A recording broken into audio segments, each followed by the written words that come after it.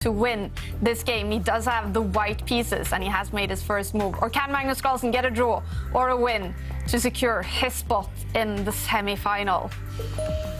Here we go. Here we go, and a Sicilian defence. So a different first move by Levon Aronian compared to 2 games ago when he had white. There he went for a Queen's Pawn opening. Now it's a anti-Sicilian. And Magnus, he's played this move a few times now on the tour, pushing his pawn forward in the centre. It was very rare, this last move, up until a couple of years ago. And white decides very quickly to castle. And this is black's idea, just to control the centre, to stop white pushing forward with any pawns.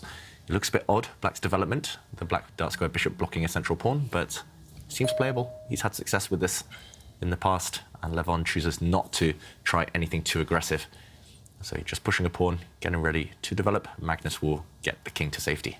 He needs to rush with that. The black knight will develop, and black's king will castle. What do you think about this opening choice?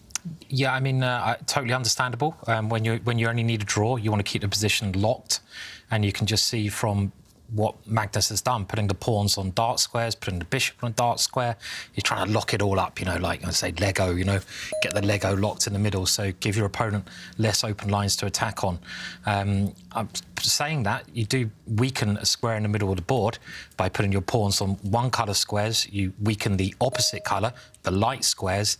And with the last move, Aronian is probably going to try to play this quite positional and just take a big square in the middle. But so far, all pretty normal, I think we can say.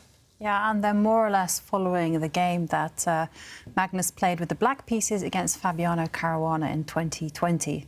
So I'm expecting this bishop to step back towards the centre, and then maybe Magnus will kick away the other dark square bishop. Yeah, so it's always a matter of taste, right? Bishops, knights. Does white retreat this bishop, or does white take the black knight? What would Ivanka, Simon, what would you be inclined to do? I'd definitely be very tempted to move it back, but only because I've got one plan in the position I can see, and that is take this middle square, that middle light square. So I just want to put all my pieces. OK, this is also quite interesting, because you're going to gain more control. And here we go, over that middle square.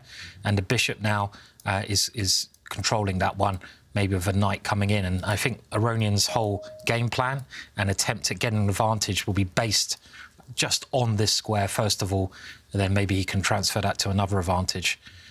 So I think it's sensible play from Lev as well at the moment. Yeah.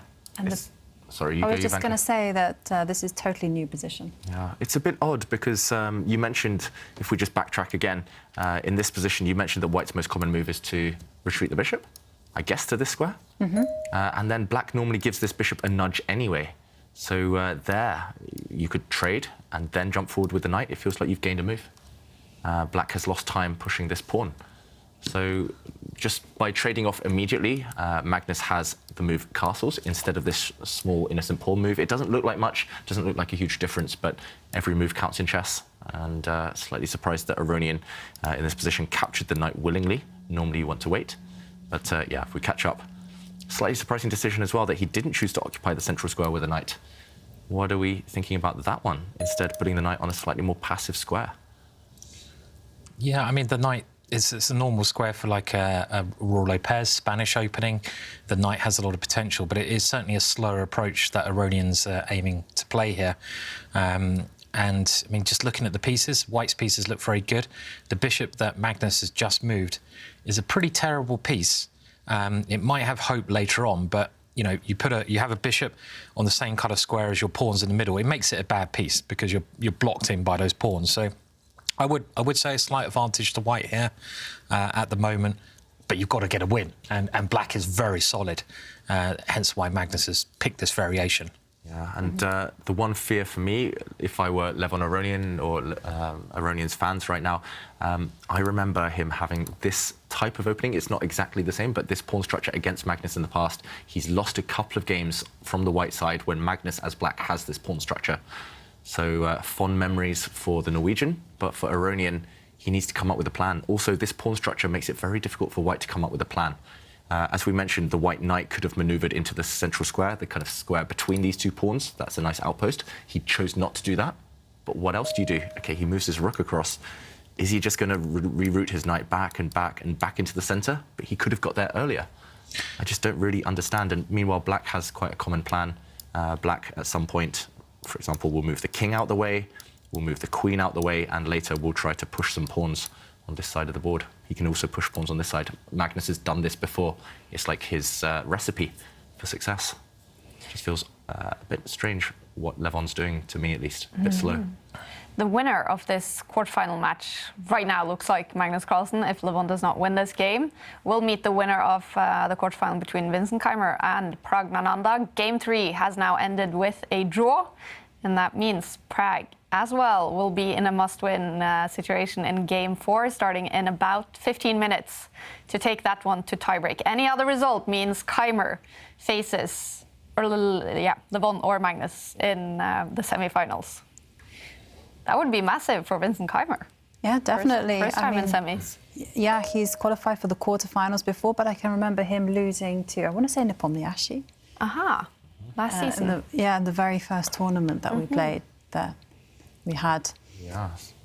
And Erigaisi, I don't think has ever been past the quarterfinals. Aha. So if he manages to get to semis, well, we're going to see some new names in the semis. Yeah. Yeah. And I like David's prediction. There's going to be a teenager in the final. Yeah. I think I predicted a teenager would win it. Maybe that was a step too far, but I mean, it's quite possible we might even see a fully teenage final. Yeah. If Keimer or Pragnananda wins their semi-final.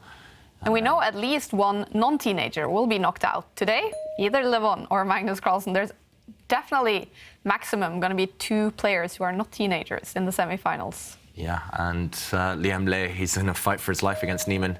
It's not going to be easy, that one as well. So we could even see 3 teenagers out of 4 in the semi-finals. Yeah.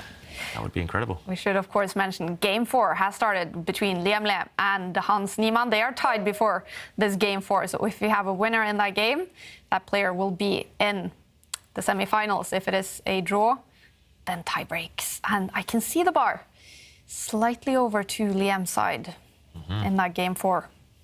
Yeah, I'll take a quick look. He is a pawn up. Very tense endgame there. Anything could happen still. Erigaisi also looks like he's doing pretty well, but a lot of life left in that game too. Yeah, I mean, it's hard to predict at this point. It just feels like every player wants to beat the other one. Nobody's playing safe. Even the draws have been full of fight. So do you think this is the most entertaining tournament we've seen so far in the tour? Most drama-ish, that's for sure. I mean, like, you know, there's been loads of stuff going on, isn't there? You know, just behind the scenes, on the board. I mean, you know, we got off the board, everywhere. Yeah, I mean, just rumours and there's been a lot happening. So he's saying there's going to be a lot happening in I think the next week or 2 as well.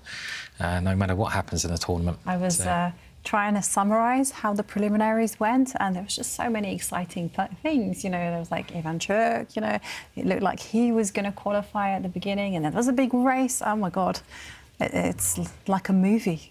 It was great to see Ivan Chuk have that brilliant day on day 1, where he should have actually got 4 out of 4, and that was just good to see a legend fulfil that legendary status again, even though he's quite rusty compared to some of his younger players, and that was kind of a bit of a highlight, I think, for me, you know. But we've got plenty more drama to come, David, as well, yeah? So, yeah. I mean, this is called the Generation Cup, and it does feel like the changing of the guard. I didn't realise that, but Just reminding you again, Simon. Yeah, cheers. But I mean, it does feel like the changing of the guard, which has been happening already for the last few years. It feels like this is kind of the moment where we can stop. We can just confirm that all these top players, all these young players, I mean, they're part of the elite now, and they're here to stay. And it's been a nice breakthrough event for a couple of them. Christopher Yu, for example. Yeah. It's just, I think I'm running out of adjectives, superlatives, running out of praise for them. They're just so good. I have a question about Christopher. Is he at school? Oof, good question. 15 years old. Is he a full-time chess professional? Or Good question. Is he? He plays a lot.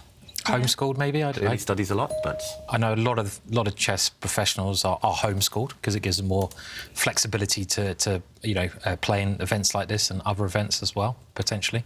But I don't know. Yeah, it's difficult, isn't it, when you're around this age, because dedicating yourself to chess it is a gamble, because there is only a certain amount of prize pool and you have to kind of give up other things. But then if you dedicate yourself to school, it's a gamble because you need to work on your chess. So these youngsters have to make that decision at some stage. Do they give everything to chess, or do they go the more academic route?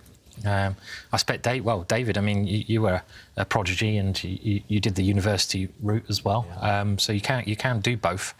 But yeah. Yeah, I mean, it's mixed feelings for me. I mean, I look back and I think, I could have saved the 3-4 years I was at university.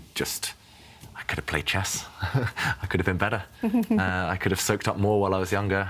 But at the same time, I wanted to keep my options open. I mean, I had the best years of my life at university, so it's you have to sacrifice something, I guess. You can't have it all. But a lot of the top players, I mean, we saw Prague a few months ago playing in a final, doing his exams side by side simultaneously within the same day, and he can do it. Nowadays, I guess, also, even if they commit to chess at a young age, there's options later, career-wise, other things they could branch into, using the chess maybe as a kind of launching pad. Yep. But meanwhile, back in this game, still very stable. White now just creating some pressure on this left side of the board, but it's so tense in the centre. Yeah, we're still waiting for that pawn breakthrough or the right manoeuvres to occur. And whilst the tension builds in this position, we do have a question from Spruce, who asks us, how would you guys rate this tournament in terms of the play? For me, it seems like one of the highest level and most entertaining rapid tournaments I've ever seen. So some nice words from Spruce, but tell us what you think of the play. Has it been fighting? I think it's been an incredibly high standard for a start. I mean, let's remember this is rapid, so it's not long play where you have loads of time to calculate everything. But I feel that the standard's been just probably the best I've seen. There hasn't been many blunders. There's been great conversions of advantages. It's had everything, really. I mean, David, I mean, would you go along with that as well? 100%, I agree. Yeah. I mean, there are games in the prelims. That Ivanchuk against Carlsen game, just for me, that was just the highlight. Just both players throwing everything at each other, tactics galore. Yeah. I mean, incredibly high level. Yes, occasionally there's a blunder in some of the games we've seen, but I mean, that happens, like you said, in rapid. And yeah, I mean, also there were no kind of clear underdogs, so everyone was packed in the middle. Everyone was beating everyone. Everyone's so ambitious in every game, and that's what we love to see. I love no boring draws, no quick draws. No Definitely. quick draws at all, right? No, and no quick draws, which is great, because I know in some of the other events we've had, there's been a bit of criticism about people having quick draws, and that seems to have stopped. So they've got the right players in, I think. And I mean, I'd love to ask people on Twitter. That's where we're looking at a lot of our, questions. You might even get your tweet up on the screen. What other players would be quite interesting to have in? Is there anyone else that we, people think we're missing? Maybe. Yeah. I don't think we can really beat the current mix, but possibly. I thought this tournament was the perfect combination. It had legends of the game, it had a youth, and of course you have the people who are at the top of their careers. Yeah. And it was fresh just to see everyone fight. And I have to say, I agree with Simon. Some of the most entertaining chess came from the old legend, Vasil Ivanchuk himself. But it's been fun in the Meltwater Champions Chess Tour. Each tournament has a little bit of a theme. I remember last season we had the FTX Crypto Cup, which was the highest rated tournament ever. I mean, most of the top 10 players in the world participated in that. That's always fun as well. That was the one where Magnus really struggled, right? He eventually won it, didn't he? After that, that was that insane final against Wesley So, wasn't it? But he barely got out of the prelims. Yeah. I think maybe the only time he struggled to get out of the prelims. True. Fabiano Caruana won the prelims in that one. Yes, he did. And I remember that Magnus was in a must-win situation to qualify to the knockouts. He had to beat Rajapov. And he did. And he did, yeah. Limzo Indian, I remember. Quincy 2. Yeah. No, I don't remember that far. Long time ago. Yeah. Well, actually, not that long ago. But, it feels like every tournament has a different energy as well. Sometimes it's really tense. You can tell the players are really nervous. This event, everyone's just let loose. And that's why we've been so entertained. Meanwhile, there was a critical moment. The rooks came off on the A file. There was a trade of rooks, and Black's bishop went into the corner to recapture, and I think that was actually a good move. Black's remaining rook is needed to defend his king, because suddenly the white knights and the white light squared bishop, they're kind of pointing towards the black king, the black monarch. I like what Aronian's done over the last couple of moves, because we're talking about the placement of pawns to try to work out a plan. And if you look at the placement of pawns around black's king, they're all on light squares. So what does that mean? It makes the opposite colour squares weak, the dark squares. And you can see with Lev's last move, Lev's trying to get in on those dark squares, control those dark squares, combined with the knight as well. So there's a lot of pieces near Magnus's king. You know, I'd be a little bit scared if I was black here. And this last move's a very, very nice move. He might be going for a bit of counterplay now by getting ready to move the pawn in front of his rook, which you pointed out earlier, David, is a very standard idea. Open up the bishops and get some attacking chances yourself. Yeah, but then again, I would be slightly scared of white's pieces gravitating towards that black king still. For example, you mentioned pieces are flooding in. Maybe the queen could come in, and maybe, for example, if black is a bit too slow, say... Actually, it's hard to say. It's hard to find a move here that's slow. The knight is under attack. This pawn is also under fire, so say black pushes. Yeah, it just feels like somehow on this light square diagonal, very loose, very weak, knight's jumping in, but maybe no threat. Maybe that's the issue. And maybe black can break out in another way. Maybe black has this pawn push as well. We talked about pawn structures in the last game, but here it's Kaya's favourite. The Mean Girls connect 4, and they block out the whole white army. If the position opens up, like you said, these pieces come to life. Yeah, it's hard to say, really. I mean, there's so many different plans. You could even push this pawn forward, harry the h-pawn. Well, of course, that was on the radar. So, funnily enough, it's always on the radar. I mean, how dare you doubt that pushing Harry's not on the radar? I thought when he wakes up. I know. And when I go to bed, the first and last thing in my life. Harry, come on, my friend. Just push yourself to the limits. And I'm also wondering if the white rook, I mean, it's doing a good job in the centre just in case things open up, but I'm wondering if it ever comes this way. Probably not right now, because any squares it uses along this A file, they're not going to actually threaten that much. They'll be easily kicked out later on. What else could white try? Hard to say. I mean, there's just so many candidate moves. The one thing I would be slightly worried about is if I were Aronian, is this bishop. It looks fantastic right now, but later if black can somehow push a pawn, push another pawn, this bishop's actually running out of squares.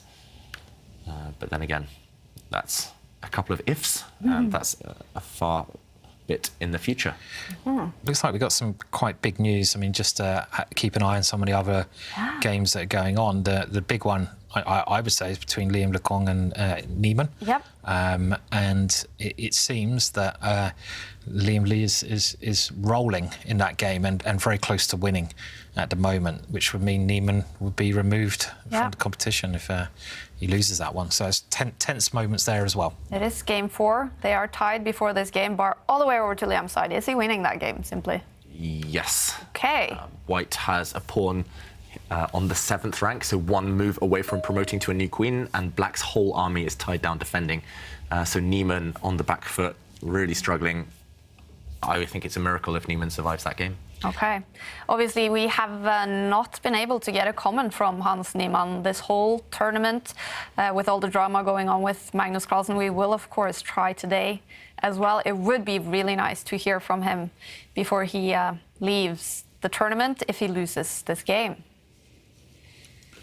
You can see Lev getting serious there. He's stripping off. Getting excited. I think he's got a tactic on the board. He's got a trick up his sleeve. He does. Look at those white knights. They do look very scary. It wouldn't be surprising if there was a tactic. I don't know how effective it is, though, but the sneaky trick that I saw was that, say, black plays just a non-move or something. Oh, OK. Say a non-move. Let's bring the bishop.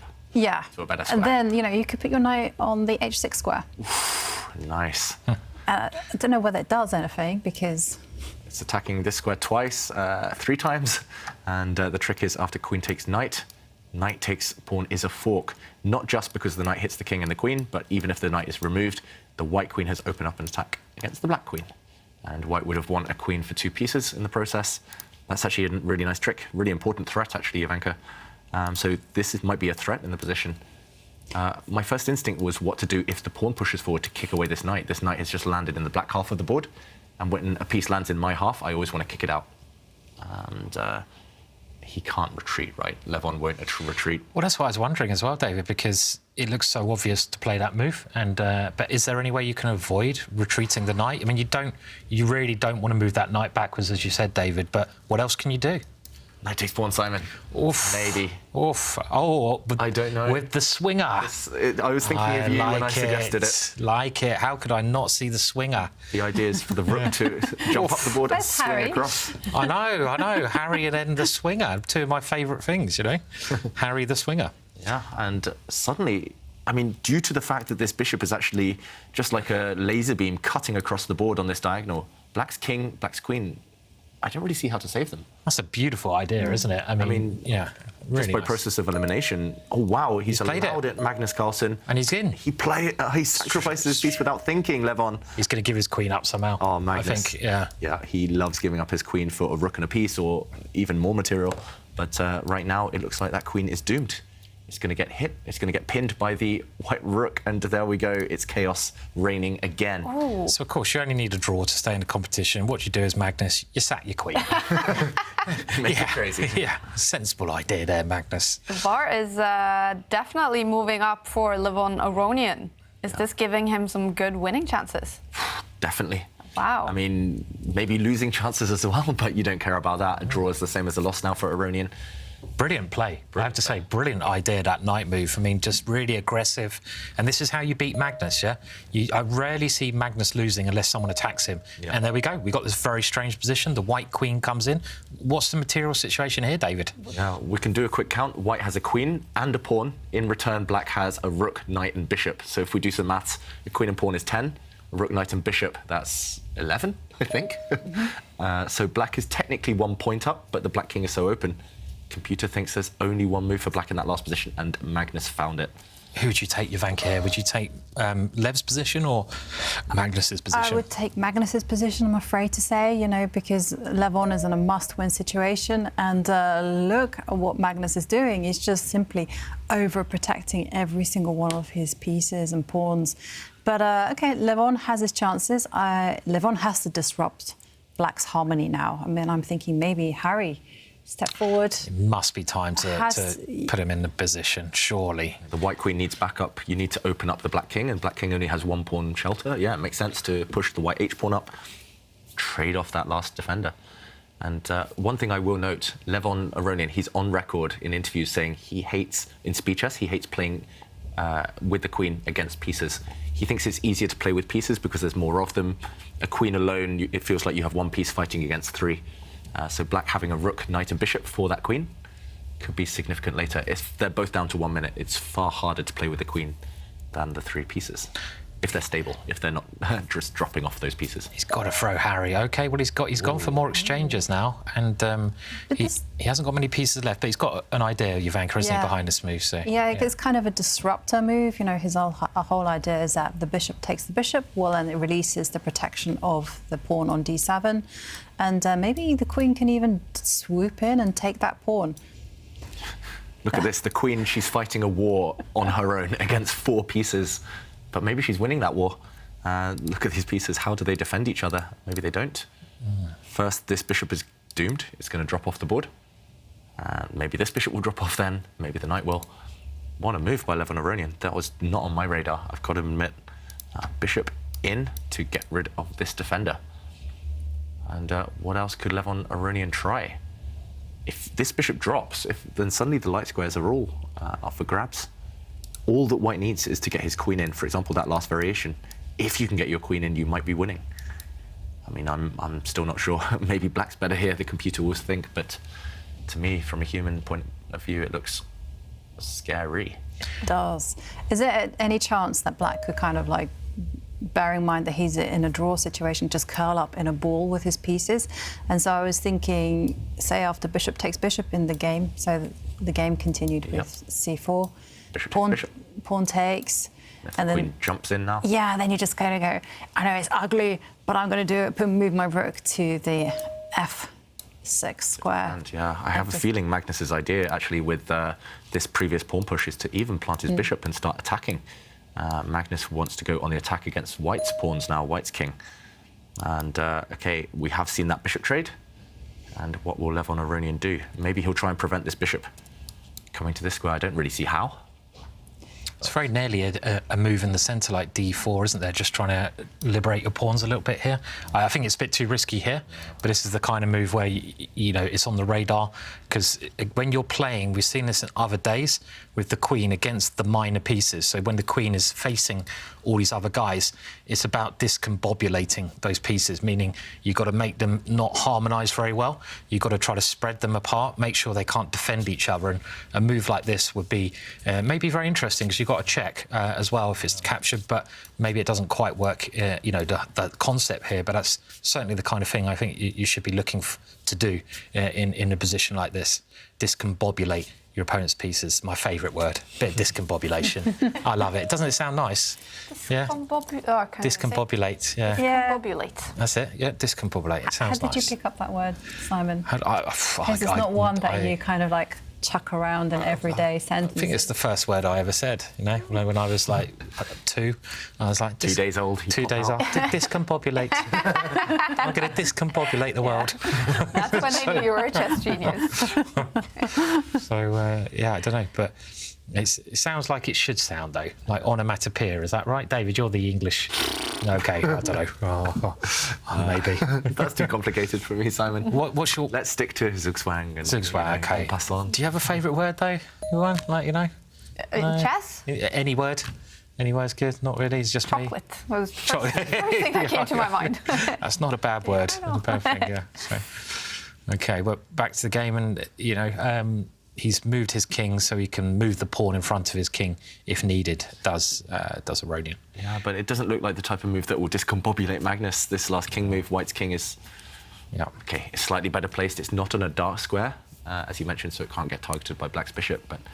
Levon Aronian right now, he's just deciding what pawn structure he wants. Either he will just recapture this black pawn in the centre, or he'll maybe give a check first with the white queen.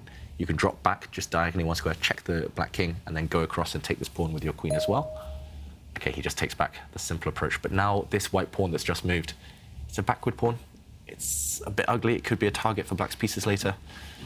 I mean, you're not going to win this game just with your queen, are you? Yeah. This is the important thing that Aronian realises. He can't do everything with one piece. He can do a lot, but he needs to do something else. So naturally, what else can you use? Your pawns. Come on, Harry, just move yourself, my friend. He's got to use his pawns, right? I mean, and there it goes. Yeah, I mean, it was pretty obvious that was going to come next. Simon asks and Levon delivers. Oh, that's what we like to see, Lev. So, and natural move, though, just trying to move that forwards again. But Magnus's pieces seem to be pretty OK right at the moment. I don't think he's in too much danger as of yet. And we have a result, you guys. Liam Le is the winner of the quarterfinal match against Hans Niemann, winning game 4. That means Hans Niemann is knocked out. There will not be a final in this tournament between Hans Niemann and Magnus Carlsen. But Liam Le, he goes through to the semi-final to face the winner of the quarterfinal between Erigaisi and Christopher Yu. They have played game 3. Erigaisi is in the lead, and that match will be decided in game 4 or in blitz tiebreaks if Christopher Yu wins. All right, so it's over for Niemann. After what has been a turbulent tournament, do you think he's tired now, Joanka? Probably, yeah. I would say. You know, he's been on an emotional roller coaster, I can say, and you know, his games have been very up and down. You know, it's difficult to play chess when there's kind of lacking consistency, and also, you know, he's playing very well or not so well, and of course, the drama and the public scrutiny around him must be just intense. Yeah. Yeah, I mean, he's done very well in the circumstances. We've got to tip our hats to him, but difficult day today. And Liam is a classy player, rapid specialist, as we know, who's played very well on the tour. So Liam in the semi-finals. Yeah, he is in 4th place on the tour standings overall. Liam, as we know, he is extremely good in this online rapid format, and could even take 3rd place if Prague is knocked out today. Prague is in 3rd place, Duda 2nd place, and Magnus in 1st place overall in the Meltwater Champions Chess Tour 2022. We do have a bunch of moves here. What's happening? Yeah, we see a bunch of moves, and some pawns have disappeared from the board. Levon Aronian has just won another pawn in that little process. So right now the material balance is queen and 3 pawns for Black's pieces, Black's bunch of pieces, the rook, knight and bishop. So Magnus is just, he's got a small objective material advantage, but the black pieces, they're coming to life. Those black pieces, I love that black bishop, I've got to say. It's there forever now. It's going to defend, it's going to attack. Yeah, this looks pretty safe for Magnus. I mean, I'm thinking if Black doesn't do anything now, because we talked about those pieces defending each other, every single Black piece is defended by something else now. So he's got full coordination. And how does White do anything here? He can't use his queen, he's got to use his pawns. How can it? So therefore, he needs to break through with his pawns, and there's not too many pawn breaks that are going to achieve anything at all. So it looks at the moment, even though it's a weird position, it looks like Magnus is doing very well, very likely to go through with a draw at least here. I think there's still some danger, though, for Magnus, you know, because I don't think it's going to be that easy for him, you know, just to curl up into a little ball. He has to be alert, because those pawns are going to do some damage. Like, for instance, that bishop in the middle, it looks like it's anchored, but it's not entirely safe. It can be destabilised by a potential pawn push on the F line. It's true, yeah, and you know we see that Lev's now using a pawn to try and cause a little bit of disharmony, but now Magnus has just got this, you know, such a solid position. I mean, how do you break through here? It's really not going to be easy to do. It's not going to be easy, but I mean, one thing it's not going to be easy. Somehow I wanted to magically transport the king over to the right side of the board. It's not going to get there, though. I mean, let's say I move my rook backwards and forwards forever. I think you have to push your Gary or Harry pawn, don't you? And this move, actually, this is probably just a class move, holding up White's pawns from advancing even more now. I'm a little bit sad that Hans has gone from tournament. You know, because we've had so much, I say fun. I mean, I don't know if drama is the right word, and you know, and it's been a real roller coaster, hasn't it? The whole event. So, and like you said, he's for a young kid had so much pressure put on him. It's intense, but yeah. I mean, just on this position, I just wanted to say these 2 pawns are frozen. They can nearly never move forward. That means these 2 are left, and as Simon says, the knight can easily deal with them. I think it's almost a guarantee at this point. If Magnus does nothing wrong, he's through to the semis. Yeah, he could make it through in this game, Magnus Carlsen. Liam Le is the first player ready for semi-finals. We're joined by Liam. Congratulations! Hi guys, thank you very much. So how did you experience today's quarterfinal match against Hans Niemann? It was a very interesting match. Perhaps I could have finished it a bit earlier because I was completely winning in game 2.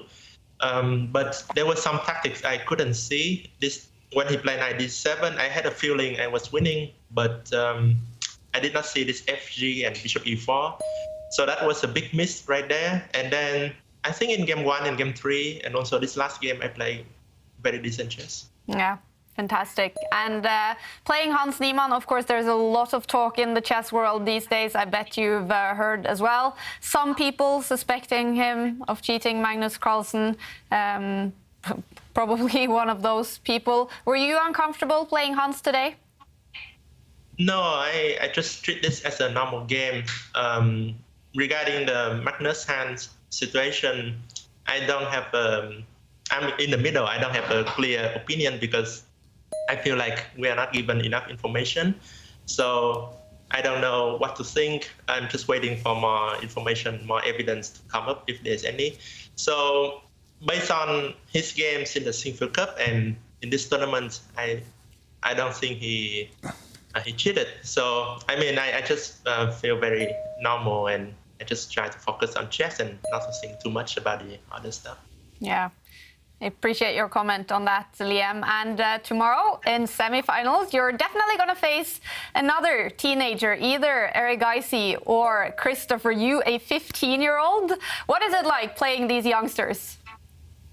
Yeah, they are both extremely talented, and I lost to both of them in the preliminaries. So either way, I will try to get my revenge. But I think for now, Arjun is the clear favorite.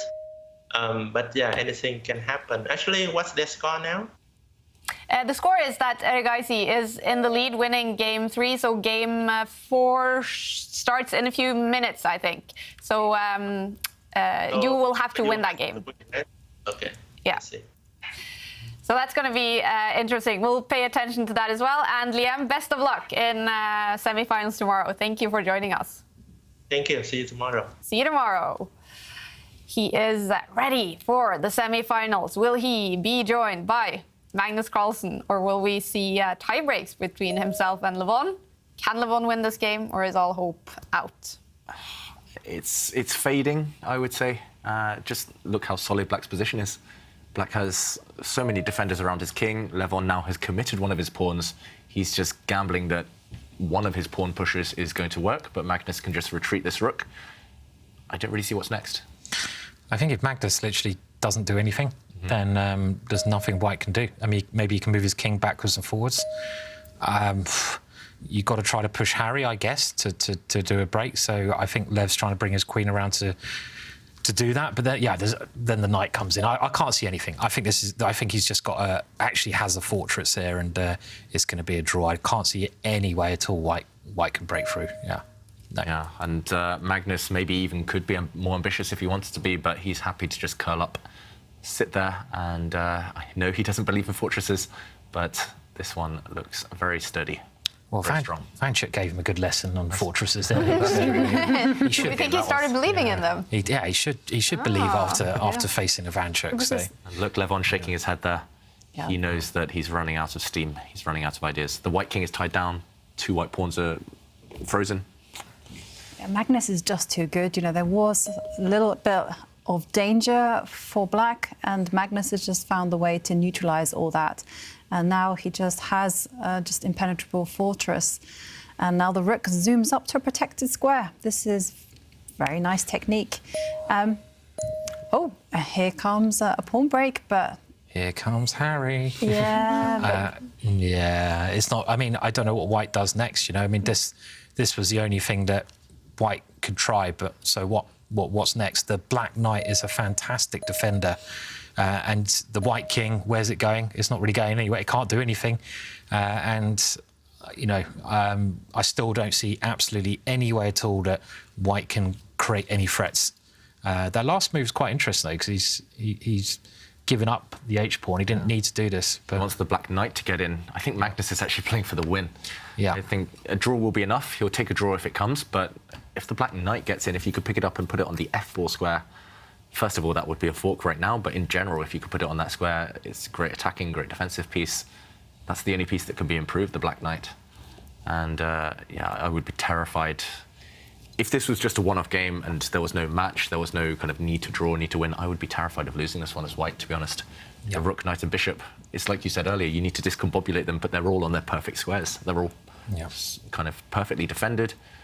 It's the problem with playing these world champions. They kind of know where to put their pieces, don't they? They're kind of good, aren't they? It's really unfair, isn't it? You know, it's like, wow, no, not again. Yeah. You know, so yeah. I have a question for you both. Have you seen the Ted Lasso show? Oh, yeah, great show. Great. Okay. Have you seen it? No, but I heard about it. Okay, I haven't seen it either. Okay. What is it? I don't know. Yeah. About an American guy who comes over to manage a football team in the UK. Oh. He's like a fish out of water. Have you seen it? Okay. I saw a commercial for it, yes. Because I'm just going to read out a tweet, and because I haven't seen the show, I'm going to rely on David's spoilers. judgment. It says, Lol Keck says, with the best possible sentiment, Simon reminds me so much of Coach Beard in Ted Lasso. I'm not sure I like. That's a compliment. I'm not sure I like where this is going. do we have a picture of Coach Beard? I don't know Coach So, Beard. Can we? Oh, I'd like to. His name So- is Brandon. Oh. What's it? I Coach Beard. agree. Really? Have I got a double ganger? You got a celebrity doppelganger. I didn't think there was anyone who like. No, I've never had that before. Maybe this guy from. Christopher. No, a guy from Game of Thrones, but I don't look. Oh, yeah, I don't know, the maybe. Christopher Hivju. Yeah, that's it. Yeah. Yeah, which is awesome because he's cool. Oh, yeah. He's really cool. But no, I can't. I've got to see this picture now. Yeah, of well, who you got. maybe our producers can Oh, find great! it. Yeah, thanks. Yeah, brilliant. Yeah, that's really nice. But it's the character. The character, Oh, it's the okay. character. He's Okay. a funny guy. He's very witty. Comes in at the right moments. He looks like a guy that at the football game would come in with a sign, "You resign now." Resign, yeah, just resign. Yeah. Yeah. Yeah, highly recommend the show. I cried many times during those Oh. episodes. Oh, is that emotional? I'm gonna have to watch this. Yeah, okay. Comedy can be emotional, guys. I know my life. And both players just look like they're done with the game. Look at Magnus. Comedy for these two players. I know. He's thinking. I mean, there's nothing going on here, is there? Yeah. I mean, there's literally no way White can create a threat. This is the problem. You can't create a threat just with your queen and pawn. The White King's not getting in. It's yeah, and as you mentioned, David, if Black was really trying to win this game, he could start moving forwards, but that would compromise his defence a little bit. So there's no need to move forwards in this position. So I think, yeah, they could be shaking hands, well, shaking mouses or whatever they do, shuffling their mouses. Virtual high five. Virtual, yeah. Yeah, and just to show, I mean, we could get a result any moment. I think Levon Aronian will give up his winning chances just to show, OK, he goes back with his king. The one possible winning attempt. Some of the viewers at home might be asking, why not push a pawn? But first of all, there's no threat. This pawn is not actually going anywhere. The Black Knight, the rhyme goes, knight on f8, there is no mate. So the White Queen can't even use this square, for example. The Black Knight covers everything. But the Black Rook just drops back. This pawn drops off. Game over. So, I mean, I say game over. At least winning chances are gone. The Black Knight will take this pawn. And as we mentioned, for example, in a situation like this, OK, the knight might take, but the knight's just going to come out. It's going to plonk itself on this beautiful f4 outpost, and actually the White King is going to get checkmated. It's not the Black King that's in danger. If we go back to the game, if White can't push this pawn forward, then what else? Magnus, he's happy to move his king. The queen gives a check. And again, if the pawn steps forward, it just gets pinned and it drops off the board. Now, you're essentially just playing with your queen alone. If you can't push that pawn, no plan. No plan. That's the theme of the day, plans versus no plans. And just like we saw in some of the other games, if one side doesn't have a plan, there's no hope, no chance of winning. Yeah. And there we have Basha watching the show and cheering for Liam Le. Yeah. All the way in Hanoi, Vietnam, staying up all night. I really appreciate everyone who's watching the show. And meanwhile, in the game, Levon has tried to make a winning attempt. He's given up the f3 pawn. You can see why he's done it. Grabbed the pawn, but this looks bad. Oh, now he's going to lose. Oh, He's blundered his queen. And he's smiling about it, and that's a good way to lose. Just smile and resign. Yeah. He knows a draw is the same as a loss. Unfortunately, wherever you put the White King, after a couple of checks, the Black Rook will win the White Queen. Just a couple of simple checks. Eventually, the Rook will go to the H-file, take that piece off the board. So I think he has resigned. Yeah. It's over. Levon Aronian is knocked out of the Julius Baer Generation Cup after a very nice and entertaining fight. Magnus Carlsen, he makes it through to another semi-final.